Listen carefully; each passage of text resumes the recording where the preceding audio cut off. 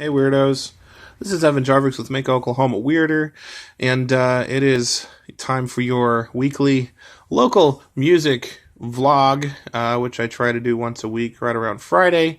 It is Friday, December the 7th, and at this particular time in this particular place, the weather has got a lot of people frightened, so kind of a bummer whenever you schedule a show, you promote it like crazy, and then people don't come out to it because they're afraid of the weather. I understand being safe, but sometimes people, I think, just, I don't know. There's something about the cold weather that people just won't go out, you know? It's kind of harder to get people out to shows, and so if it's winter weather in particular, people will be a little more inclined to stay in, which is a bummer for some of the folks who have big shows this weekend, including but not limited to the Speakeasy and Opolis and a lot of these, local staples. I do want to mention Lit Xmas or Lit Christmas, because if you go to anything this weekend, as long as you're not against hip-hop in any way, I know some of you don't have a taste for it, but it's really the best thing. Going to a hip-hop show at the Speakeasy, I mean, there's really nothing like it. There really isn't. It's a stacked out bill like they tend to be. There's like a dozen performers on this thing. You know, it's being hosted and DJ'd by some of the area's best and most well known. If you look at the poster for this, I mean, it's just got all these logos running across the bottom of it of all these organizations that have a part in it, all these people coming together. It's Christmas time, and it's not just going to be an amazing party, an amazing celebration of hip-hop and community and everything, but they're also raising money. Lifelines Initiative has always been a real heartfelt spot for the hip-hop community. And I guess they're trying to raise $1,000 for a family this year. So, definitely pop in there if you can. It's a really good time. That's happening tomorrow night at the Speakeasy. Some of the performers I'm sure you'll recognize if you at least marginally follow the hip hop scene. And then there's probably some names that you don't recognize. Because there's even some names that I don't recognize because there's just so many people involved in the hip-hop scene, and they're always coming up all the time, and it's really hard to keep tabs on. But we've got Gorilla Breed's on this. There's Southwest Des is on this, and Millie Mesh, and Trip G, and all sorts. Split Personality, I think. Lucius Coldstone, who I'm excited for. Lucius Coldstone, by the way, has put out like 5 albums this year. 5 full-length albums that he produced himself. And he has no features on any of them. I mean, there's a lot of people that talk about grinding and putting in the work, but it's one thing to drop a few projects and collaborate with people. It's another thing to do it all yourself. Full-length releases.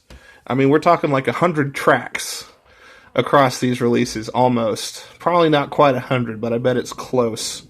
Lucius Coldstone, very charismatic performer, very talented. I think he has a pretty distinct style. I can always kind of tell if I'm hearing a Lucius Coldstone beat or flow.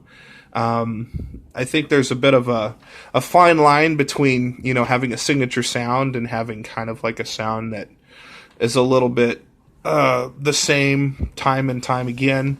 But for where he's at in his career, I think it's really remarkable what he's doing. He's got music videos out there. I mean, 2018 has been a huge year for Lucius putting out all this material and all that for, I feel like people still haven't really caught a lot of wind of what he's doing. So I definitely want to shout out Lucius Coldstone, who hustles quite a bit. And, he gets shows, but he's not above doing open mics. And he doesn't just do the hip-hop mics, he'll do other mics as well, which some hip-hop types don't necessarily adventure far outside of their comfort zones like that. So, anyway, that's 5 minutes talking about this hip-hop show. I'm going to move on. I do want to mention the There's a lot of them. Combsy, that's happening tonight. Combsy and Henna Roso are playing a show at the ACM at UCO Performance Lab, which is downtown. It's $10, but if you bring a donation, it's free.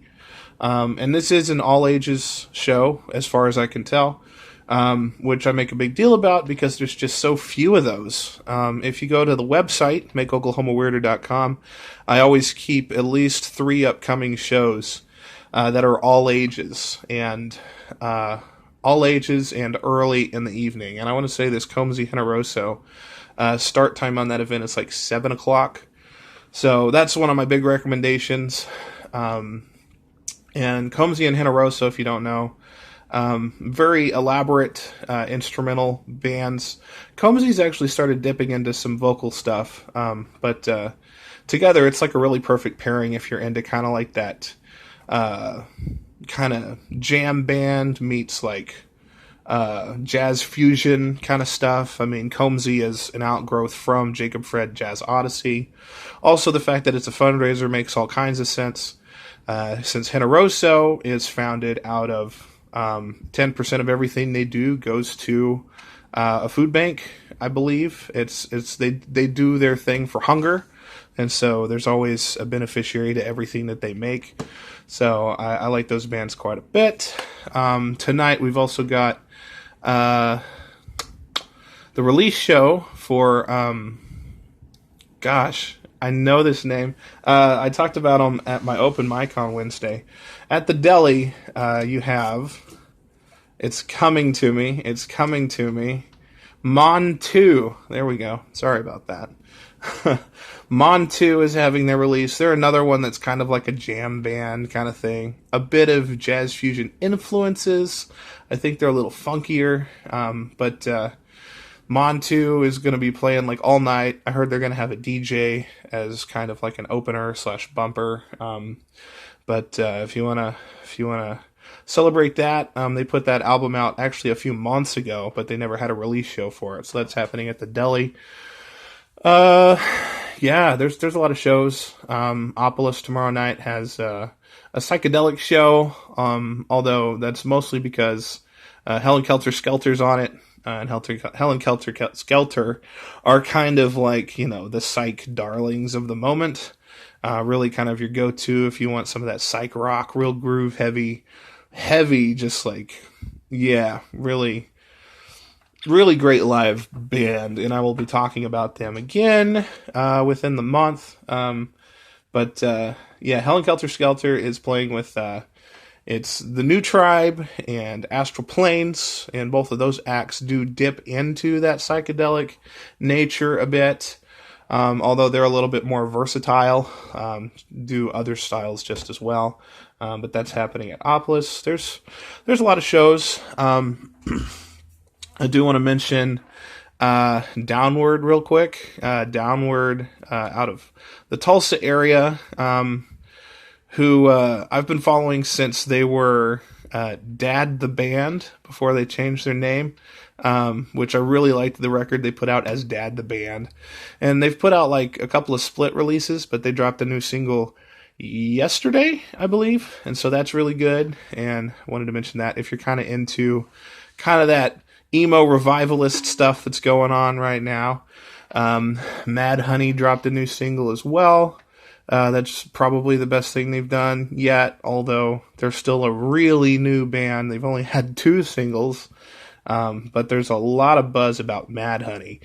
And I've yet to catch an actual live show of them, but it's absolutely on the list. Man, there's a lot of albums. I'm going to, I've never talked about Gordon McKinney, so I'm going to give him a shout here with the last 30 seconds I have. Gordon's kind of a transplant from like the Indiana area, I think. He's over there somewhere, Indiana, Iowa, Midwest. But he's been in Oklahoma for a little while now, kind of been a part of the singer-songwriter scene. And he's a really good songwriter, and he put out an album just recently. It's 20 tracks, it's $20, it's all acoustic and stripped. But I wanted to shout that out because he's really trying, and I really appreciate what he's doing.